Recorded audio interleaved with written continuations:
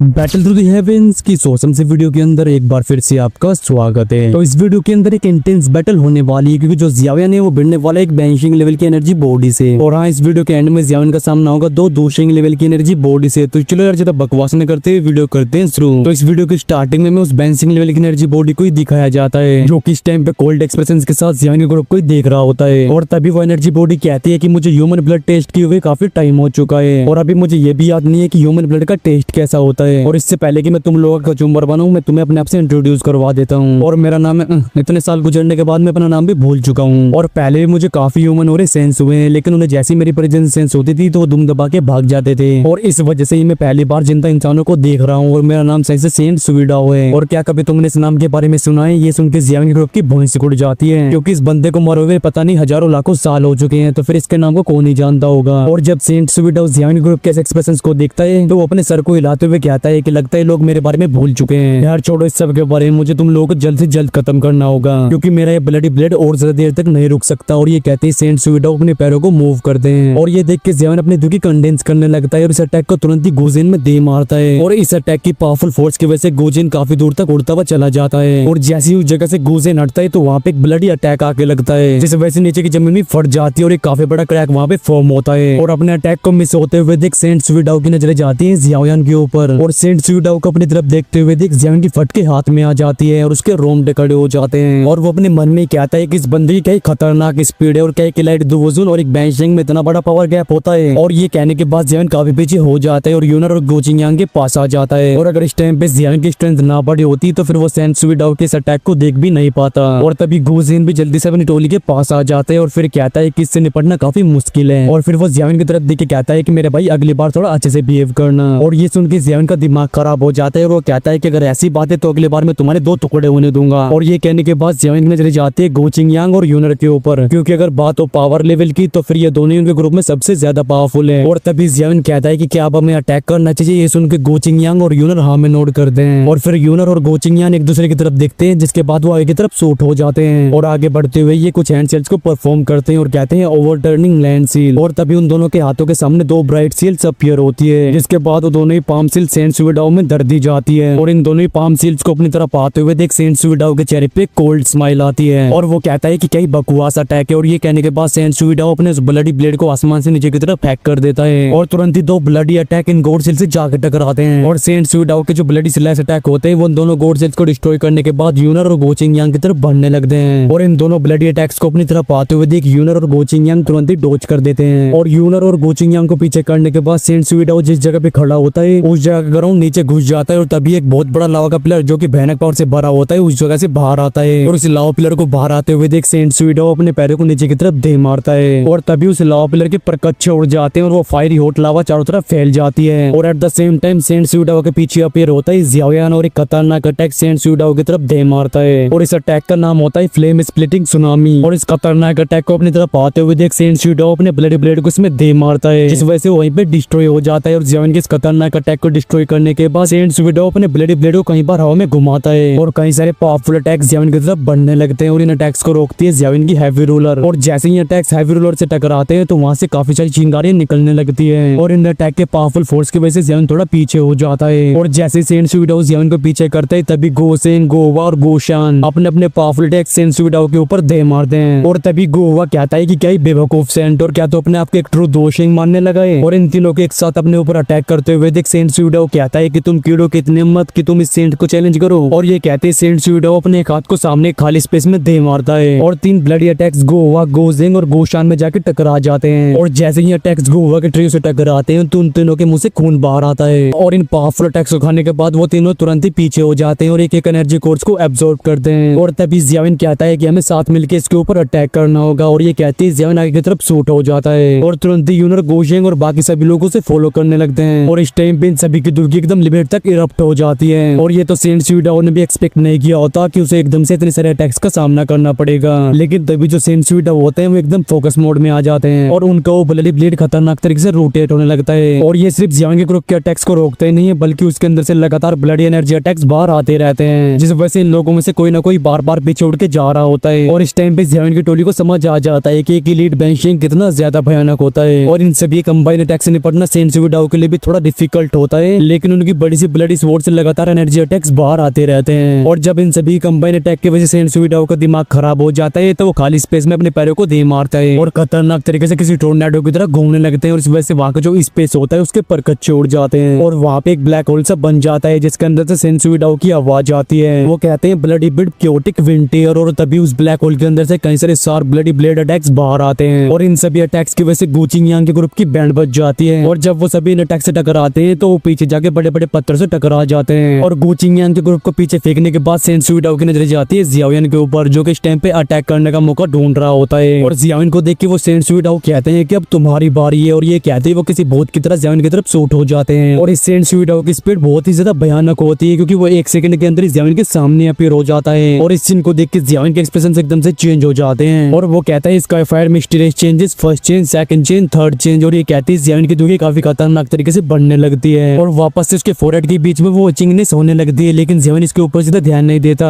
और वो अपनी ग्रेट हेवन क्रिएशन पाम को परफॉर्म करने लगता है लेकिन तभी वो ब्लडी ब्लेड हवा को चीरते हुए जियाओयन के एकदम ऊपर आ जाता है लेकिन इससे पहले कि जियाओयन की खोपड़ी दो हिस्से में डिवाइड होती तभी वो ब्लडी ब्लेड वहीं पे रुक जाता है और सेंसुइडाओ की नजरें जाती है जियाओयन के फोरहेड के ऊपर और जियाओयन के फोरहेड पे मौजूद उस चीज को देख सेंसुइडाओ के एक्सप्रेशंस काफी ज्यादा हॉरिफाइड हो जाते हैं और उनकी बुरी तरह से फट जाती है और वो कहते हैं जाओ जाओ क्लैन का क्लैन टैटू और जियाओयन को देख के सेंसुइडाओ कहते हैं तो तुम जाओ क्लैन से हो और अभी एक बिगी बिल्ली की तरह सेंसुइडाओ जियाओयन को देख रहे होते हैं और सेंसुइडाओ के ऐसे एक्सप्रेशंस को देख के जियाओयन जो कि ग्रेट हेवन क्रिएशन पाम को अनलिस्ट करने वाला होता है वो रुक जाता है और वहां से थोड़ा पीछे हो जाता है और फिर कहता है कि तुम इस सब के बारे में कैसे जानते हो लेकिन जो सेंसुइडाओ होते हैं उस बात का रिप्लाई नहीं करते बल्कि वो जियाओयन के फोरहेड के बीच में लगातार देखते रहते हैं और जियाओयन के फोरहेड पे जो थोड़ी देर पहले क्लैन टैटू दिखाई दे रहा था वो इस टाइम पे पूरी तरह से गायब हो चुका था और तभी सेंसुइडाओ अपने आप से बड़बड़ाते हुए कहते हैं कि क्या अभी तक जियाओ क्लैन पूरी तरह से खत्म नहीं हुआ और ये कहते हुए उनकी नजरें अपने आप ही हेवेलटॉन के डीप रीजन की तरफ चली जाती है जहाँ पे देखने के बाद सेंसुइडाओ की और भी पूरी तरह से फट जाती है और तभी कोचिंग यांग यूनर और बाकी सभी लोग भी जियाओयन के पास आ जाते हैं और वो सभी भी इस टाइम पे सेंसुइडाओ को ही देख रहे होते हैं। तभी वो लोग जियाओयन से पूछते हैं कि क्या हुआ। ये सुन के जियाओयन कहता है कि मुझे भी नहीं पता लेकिन जियाओयन की टोली अभी भी एकदम अलर्ट मोड में होती है क्योंकि एक लाइट बेंचिंग बहुत ही ज्यादा पावरफुल होता है और पूरे ग्रुप के साथ मिलकर भी जियाओयन का इससे निपटना काफी डिफिकल्ट है और अगर ये थोड़े भी केयरलेस रहते हैं तो इन सभी की यहीं पे कबर बनना भी कोई इम्पॉसिबल बात नहीं है और जियाओयन के इन शब्दों को सुन के गोचेंग की वॉइस उड़ जाती है और ये सेंसुइडाओ भले अभी एक एनर्जी बॉडी हो लेकिन जब ये जिंदा होगा तब की मेमोरीज और इंटेलिजेंस अभी भी इसके पास है तो फिर ऐसी कौन सी चीज है जिस वजह से इतना डरा हुआ है। तभी सेंसुइडाओ अपने मन में कहता है कि ये little fellow definitely Jiao clan का मेंबर है और जिस तरह की उस इंसान की स्ट्रेंथ है तो हेवेलटॉन के अंदर एंटर करते ही उसने इस लिटिल फेलो को डिटेक्ट कर लिया होगा और अगर मैं इस लिटिल फेलो को यहाँ पे मार देता हूँ तो फिर मेरा भी फ्यूचर में बचना इम्पॉसिबल है और ये कहते वो अपने एक हाथ को मूव करता है और उसका वो ब्लडी ब्लेड वहां से पूरी तरह से डिसअपियर हो जाता है और फिर सेंसुइडाओ की नजर जाती है जियाओयन की टोली के ऊपर और वो कहते हैं कि तुम लोग यहाँ से जा सकते हो और ये सुन के जियाओयन का पूरा ग्रुप शॉक्ड हो जाता है और उनमें से किसी को भी समझ नहीं आ रहा होता कि ये बंदा आखिरकार बोल क्या रहा है और इन सभी के एक्सप्रेशंस को देख के सेंसुइडाओ आगे कंटिन्यू करते हुए कहते हैं कि तुम सभी लोग यहाँ से वेस्ट डायरेक्शन की तरफ चलते जाओ और अगर तुम वेस्ट डायरेक्शन की तरफ चलते जाते हो तो फिर बिना किसी दिक्कत के तुम अपनी डेस्टिनेशन तक पहुंच जाओगे और ये सब सुन के जियाओयन की टोली के होश उड़े होते हैं क्योंकि ये बंदा भी थोड़ी देर पहले उन्हें मारना चाहता था लेकिन अभी उन्हें इतनी आसानी से जाने दे रहा है। सेंसुइडाओ की इन सभी बातों को सुन के जियाओयन अपने दोनों हाथों कप करते हुए कहता है कि एल्डर आपका बहुत बहुत धन्यवाद और ये कहने के बाद वो अपनी पूरी टोली को लेकर धीरे धीरे करके पीछे की तरफ जाने लगता है और थोड़ी दूर तक जाने के बाद जब वो लोग देखते हैं कि सेंसुइडाओ कुछ भी नहीं कर रहे हैं तो वो लोग एक चैन की सांस लेते हैं जिसके बाद ये लोग लाइटनिंग स्पीड से हेवेलटॉन के डीप स्टेशन की तरफ शूट हो जाते हैं और जियाओयन के ग्रुप को वहां से जाते हुए देख सेंसुइडाओ मुस्कुराने लगते हैं और फिर उनकी नजर जाती है वापस से हेवेलटॉन के डीप स्टेशन की तरफ और वो कहते हैं कि तुम मेरे से एक एहसान बोल सकते हो और जब तुम फ्यूचर में इस जगह को उड़ाने के लिए आओ तो फिर हो सके तो मुझे छोड़ देना यार। इसके बाद हमारा सीन शिफ्ट होता है और हमें जियाओयन के ग्रुप को दिखाया जाता है जो कि इस टाइम पे एक एनर्जी फॉग के अंदर ट्रैवल कर रहे होते हैं और तभी गोवा पीछे की तरफ देख के कहता है कि वो सेंट कुछ ज्यादा ही अजीब था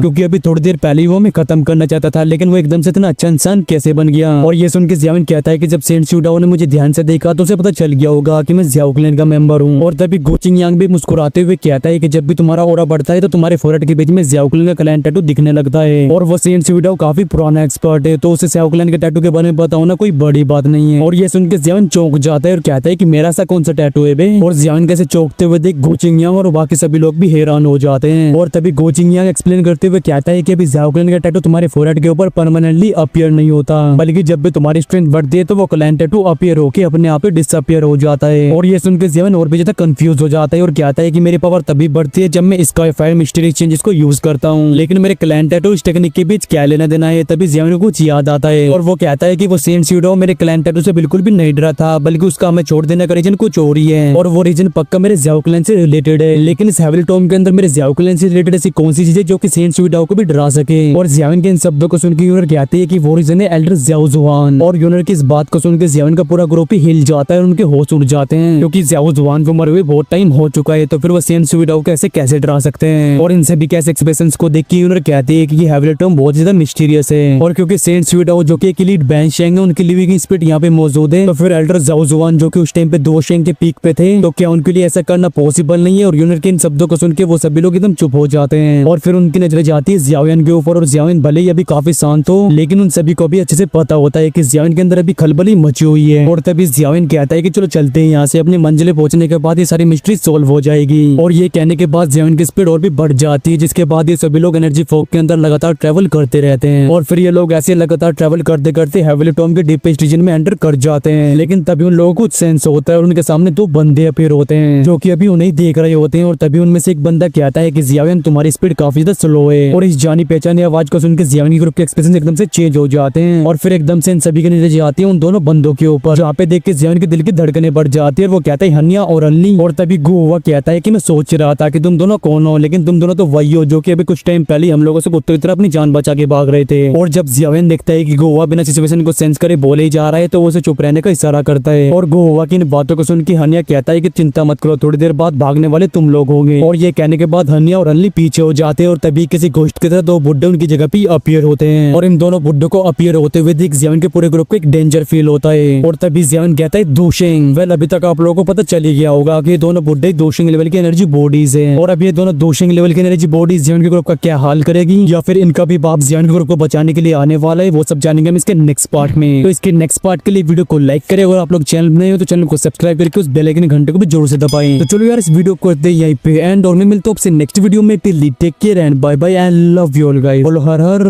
महादेव।